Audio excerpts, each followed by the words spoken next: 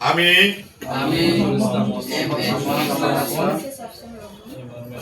এই মর্মে শপথ করিতেছি যে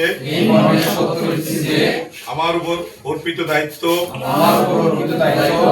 আমি যথাযথভাবে পালন করিব। দেশের প্রতি অনুগত থাকিব। দেশ ও মানুষের সেবায় সর্বদা নিজেকে নিয়োজিত রাখিব।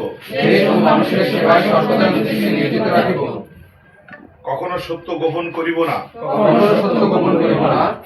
বা মিথ্যা বলিব না। কোনো কিছু গোপন করিব না। সংগঠনের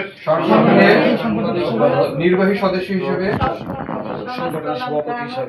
হিসাবে আমার উপর ঢাকা প্রেস ক্লাবের গঠনতন্ত্র মোতাবেক যে সাংগঠনিক দায়িত্ব অর্পণ করা হয়েছে তা যথাযথভাবে পালন করিব। আল্লাহ।